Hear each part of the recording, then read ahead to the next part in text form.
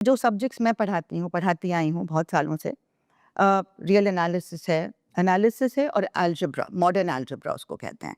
तो जो एनालॉजी मैं दूंगी आपको कि मॉडर्न अलजेब्रा क्लासिकल अलजेब्रा से फ़र्क कैसे है। क्लासिकल अलजेब्रा सबने स्कूल में पढ़ा है।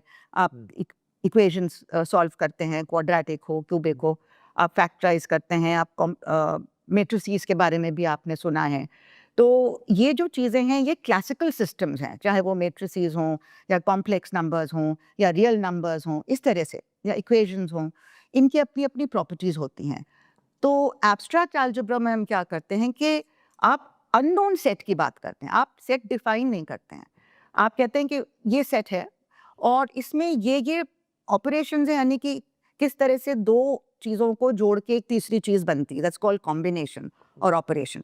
फिर उनका आपस में रिश्ता क्या होता है, और आप जब एब्स्ट्रैक्ट में उसको पढ़ते हैं उसके बाद आप कोई भी पर्टिकुलर सिस्टम में उन प्रिंसिपल्स को अप्लाई कर सकते हैं। आज 100 सिस्टम्स के बारे में पता है, कल 200 और आएंगी। तो एक बार आपने एब्स्ट्रैक्ट में, जैसे एक तरह डिविनिटी ने तय कर लिया एब्स्ट्रैक्ट में कि ये प्रिंसिपल्स हैं, अगर ये सच है तो ये भी सच होगा, तो वो चीज़ आप चाहे कॉम्प्लेक्स नंबर्स या मैट्रिसेस या फंक्शन या कोई भी चीज़ हो, उसमें आप अप्लाई कर सकते हैं आराम से। आप पर्टिकुलर सिस्टम में फंस नहीं जाते हैं उसके कैलकुलेशन में। तो ये एब्स्ट्रैक्शन का पावर जो है, ये मोस्टली लेट 19th सेंचुरी में ये उभरा था। और जॉर्ज कैंटर वगैरह इन सबको, वाइस्ट्रास को एक क्रेडिट दिया जाता है इसके लिए। और हिंदुस्तान में आते आते ये आई थिंक मिड 1950s वगैरह, उसके पहले आप देखेंगे क्वेश्चन पेपर्स आईएएस वगैरह के बड़े अजीब तरह से फ्रेमिंग होती थी। तो ये जो एब्स्ट्रैक्ट अलजेब्रा, एब्स्ट्रैक्ट एनालिसिस में जो कैलकुलस आप पढ़ते हैं स्कूल में, लिमिट्स की बात करते हैं, लिमिट का मीनिंग कोई नहीं समझता है। तो उसका जो थ्योरी है कि ये रिजल्ट्स ट्रू क्यों है, इसका रिगरस मीनिंग क्या है, लिमिट होता क्या है, ये सब चीज़ें हम कॉलेज में पढ़ाते हैं। The foundations of calculus is actually analysis. वो जब हम पढ़ाते हैं, अगर बहुत ही सिस्टमैटिकली आप नहीं पढ़ाएंगे, स्टूडेंट से खुद नहीं करवाएंगे क्लास में, तो स्टूडेंट्स उसको समझ नहीं पाता है। ज़्यादातर प्रॉब्लम हमारे यहाँ ये है कि टीचर्स एक पैसिव तरीके से पढ़ाते हैं, यानी कि आप बोर्ड पे लिखते रहते हैं, स्टूडेंट पीछे कॉपी करता रहता है।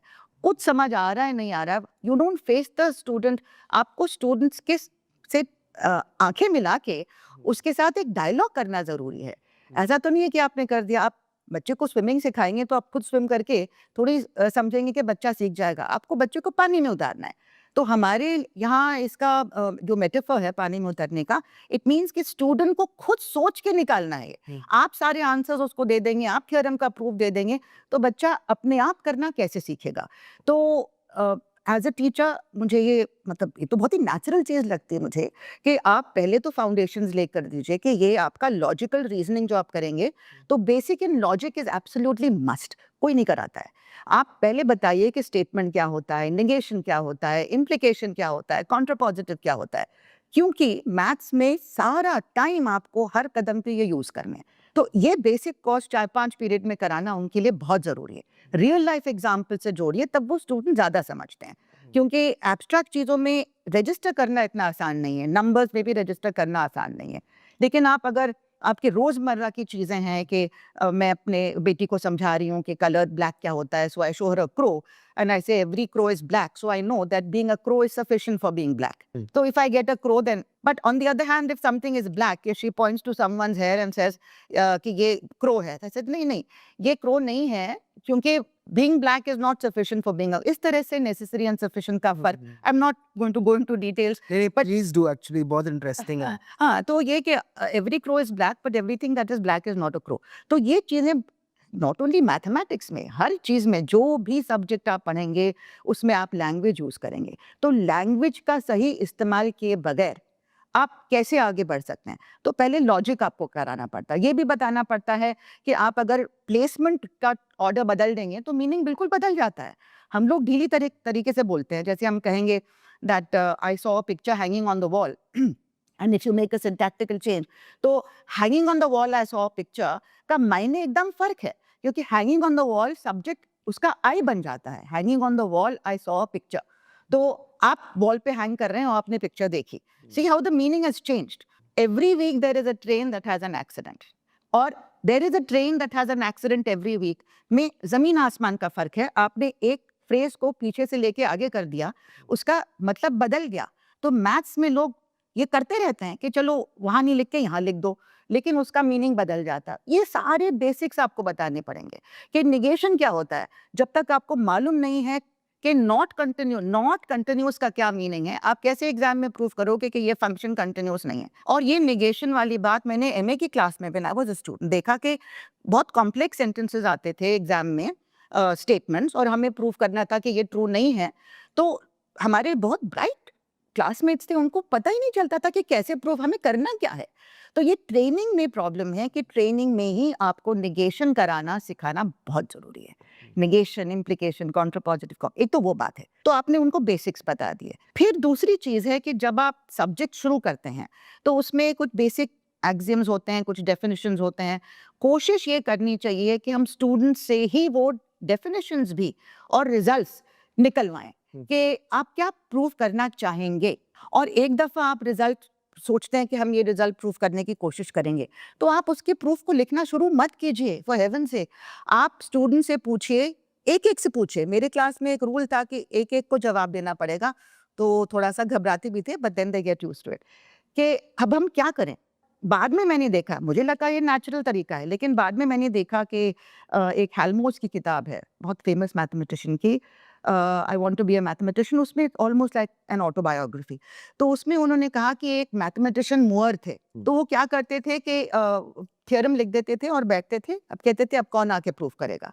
पूरी क्लास निकल जाती थी, बच्चे अपना, उस टाइम पे मोबाइल फोन्स नहीं थे, किसी चीज से खेल रहे होते थे, और कुछ नहीं होता था, अगली क्लास में फिर वही बैठे रहते थे। अब you have to have a lot of time and patience. लेकिन वो मूअर्स मेथड जो है कि आप उनसे ही एक्सट्रैक्ट करवाएंगे, बहुत जरूरी है।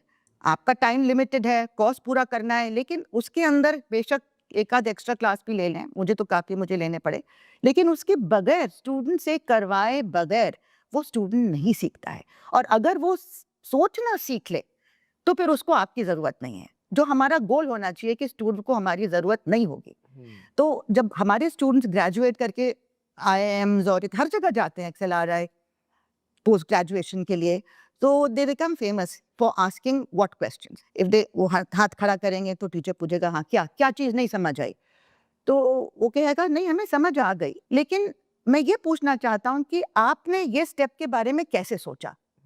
तो काफी टीचर्स नाराज हो जाते हैं, ये कैसा सवाल है, but that is the most important question.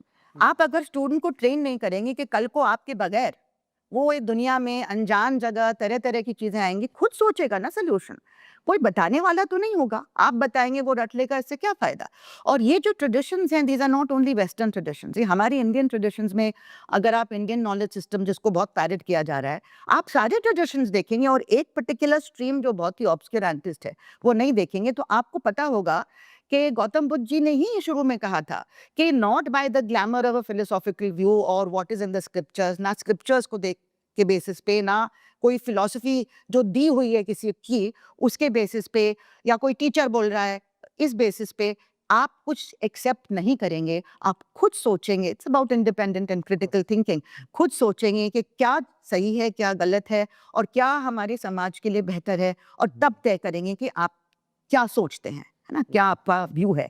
तो ये चीज हमारे ट्रेडिशंस में रहा है क्वेश्चनिंग का, और ये हर सब्जेक्ट के हार्ट में ये चीज होती है।